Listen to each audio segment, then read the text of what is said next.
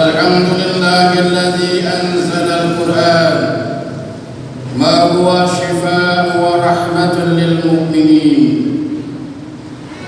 أشهد أن لا إله إلا الله وحده لا شريك له الملك الحق المبين، وأشهد أن محمدا عبده ورسوله صادق الوعد الأمين. اللهم فصل وسلم وبارك على سيدنا محمد وعلى آله وصحبه وسلم أجمعين.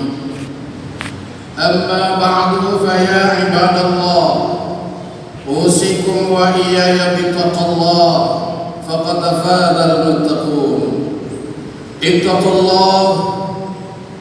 الله حق تقاته ولا تموتن إلا وأنتم مسلمون. قال الله تعالى في كتابه الكريم: أعوذ بالله من الشيطان الرجيم. يا أيها الذين آمنوا لا تلهكم أموالكم ولا أولادكم عن ذكر الله ومن يفعل ذلك فأولئك هم الخاسرون. وقال رسول الله صلى الله عليه وسلم: ثلاث مهلكات سوء مطاع وهو متبع وعجب بنفسه. Sadaqallahul azim wa sadaqahul karim. Bapak-bapak, saudara-saudaraku sidang jemaah Jumat yang dirahmati Allah Subhanahu wa taala. Pantaslah pada tempat yang mulia ini, pada tempat yang suci ini, kita berserah diri kepada Allah seraya memperbanyak syukur atas nikmat yang diberikan Allah kepada kita. Mudah-mudahan bagi kita yang pandai bersyukur, nikmat itu ditambah oleh Allah Subhanahu wa taala.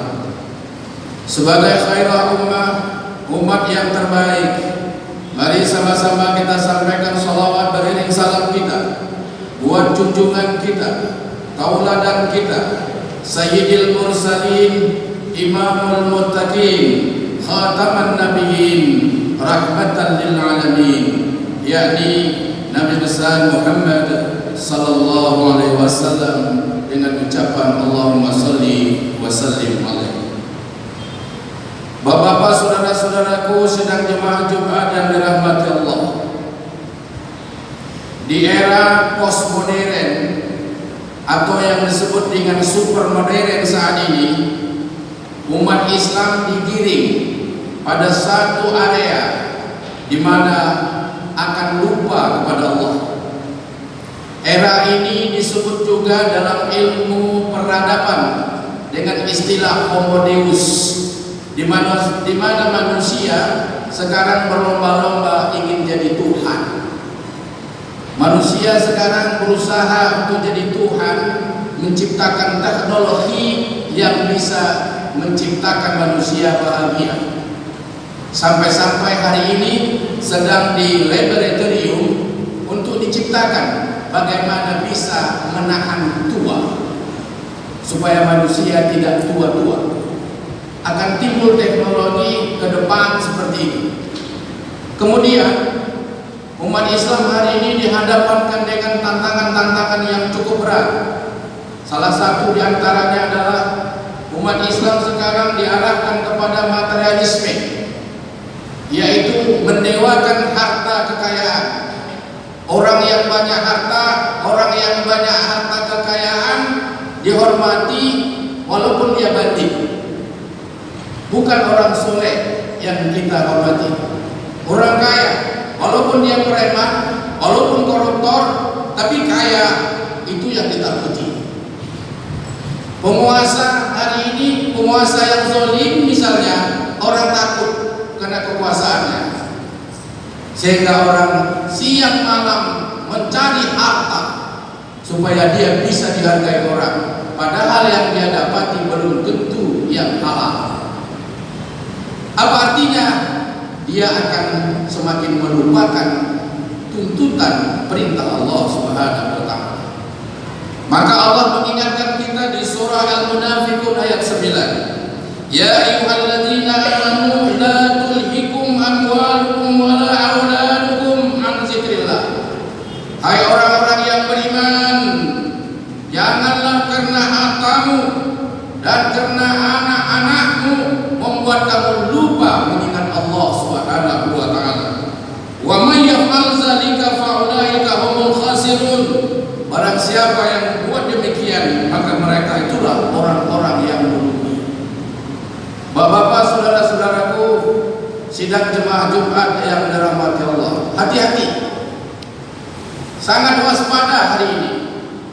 Indonesia yang mayoritas Muslim menegakkan mengamalkan ajaran Islam mendapat ancaman yang luar biasa.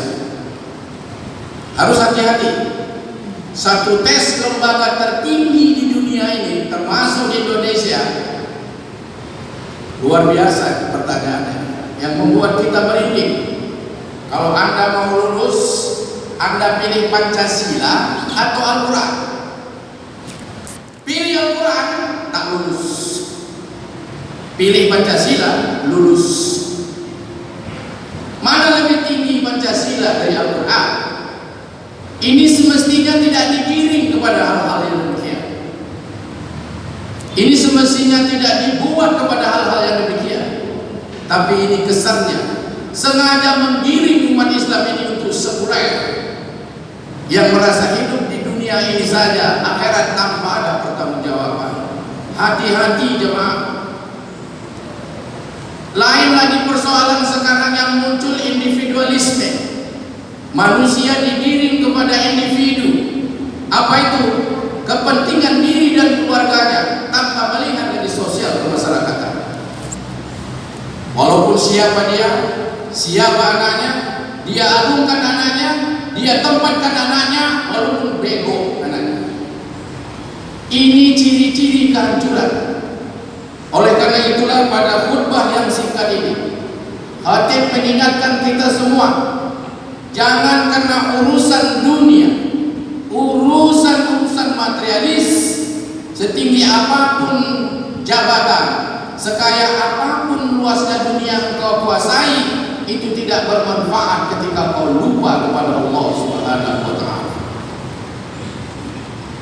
Bapak dan saudaraku, hari ini kita akan lihat sendiri, umat Islam sendiri hampir tidak punya lagi syarat malu. Melakukan apa saja dia tidak malu. Apapun posisinya, dia seakan-akan tidak punya Tuhan. Seakan-akan dia hidup di dunia ini saja, tidak ada akhirat. Oleh karena itu Allah mengingatkan kepada kita di surah As-Su'ara ayat 89, yauma la yanfa'u malun wala banun illa man atallaha biqalbin salim. Satu hari nanti, kata Allah, tidak ada berguna harta menumpuk dan anak-anakmu itu, kecuali mereka yang datang kepada Allah dengan hati-hati yang bersih. Bapak dan saudaraku, kita baru saja sebulan yang lalu sudah dilatih, dididik di Ramadan untuk menjadi orang-orang yang bersih. Kita banyak berzikir, banyak baca Al-Quran, tarawih, sholat sunnah, bersedekah. Ini semestinya harus kita pertahankan dan kita tingkatkan ke depan, agar kita tidak tergiring pada kehidupan sekuler yang merasa hanya hidup dunia, akhirat dia tidak butuh dan dia tidak perlu. Hati-hati. Anak-anak sekolah kita sekarang juga sudah mulai nggak berketentuan. Mau sekolah dilarang, tak sekolah pakai daring, yang tidak punya Android tidak bisa belajar, anak jadi bandel, jadi nakal, lebih banyak bermain game dan lain-lain. Hati-hati orang tua, tolong kontrol ini. Apakah ini sudah zamannya apa yang disebut dengan zaman Dajjal?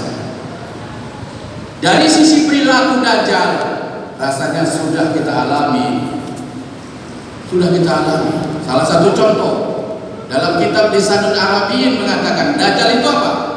Dajjal itu bukan hanya sosok tubuh besar yang menakutkan bermata satu, tapi Dajjal dimaknakan juga di situ adalah di mana-mana orang menipu, di mana-mana orang pendusta, di mana-mana pengadilan tidak adil, itu Dajjal.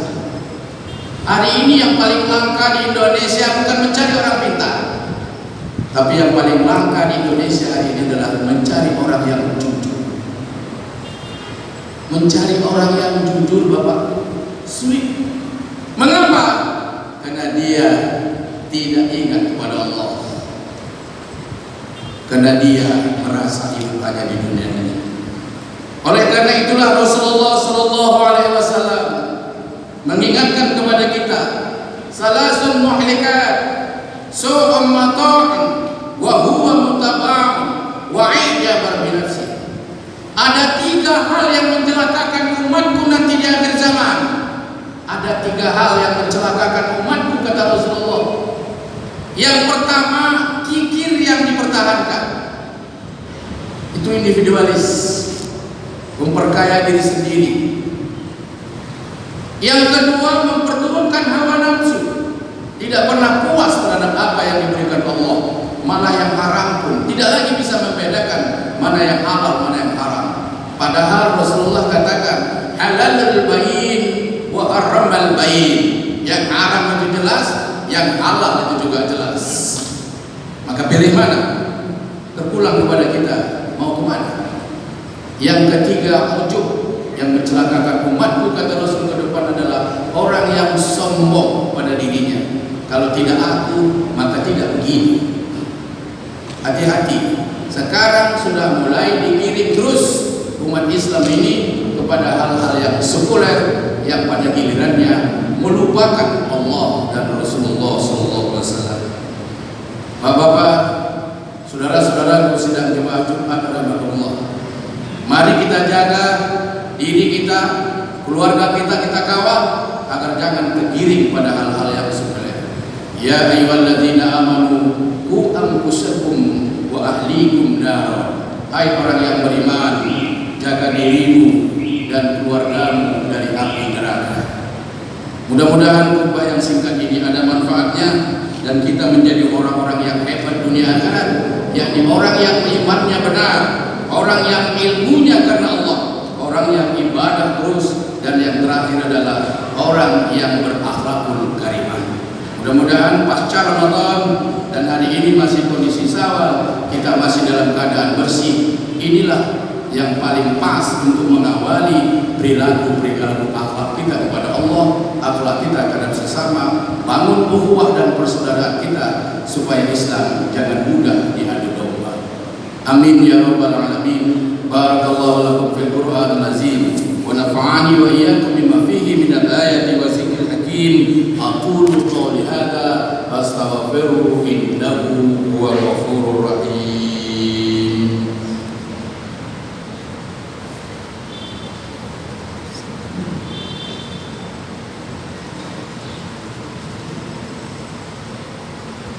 Alhamdulillahilladzi arsala rasulahu bil huda wa dinil haq liyuzhirahu 'ala ad-dini kulli wa kafa billahi shahida. Asyhadu an la ilaha illallah wahdahu la syarika lah wa asyhadu anna Muhammadan 'abduhu wa rasuluhu alladzi la nabiyya ba'da. Allahumma fassalli wa sallim wa barik 'ala sayyidina Muhammadin 'abdi Abdillah. Qala Allah ta'ala fi kitabihil karim, ya ayyuhalladzina amanu qu anfusakum wa ahlikum nar ittaqullaha mastata'tum wa syari'u ila maghfiratin min rabbikum wa jannatin arduha as-samawati wal ardu 'iddat lil muttaqin. Qala Allah ta'ala fi kitabihil karim, Innallaha wa malaikatahu yusalluna 'alan nabi ya ayyuhalladzina amanu sallu 'alaihi wa sallimu taslima. Allahumma shalli 'ala Muhammad wa 'ala alihi wa ashabihi wa qarabatihi wa azwajihi wa zurriyyatihi والتابعين التابع التابعين لهم بإحسان إلى يوم الدين. اللهم اغفر لنا المسلمين والمسلمات والمؤمنين والمؤمنات الأحياء منهم والأموات برحمتك يا أرحم الراحمين. ربنا إننا آمنا فاغفر لنا ذنوبنا وقنا عذاب النار. ربنا آتنا في الدنيا حسنة وفي الآخرة حسنة وقنا عذاب النار. إن الله يأمر بالعدل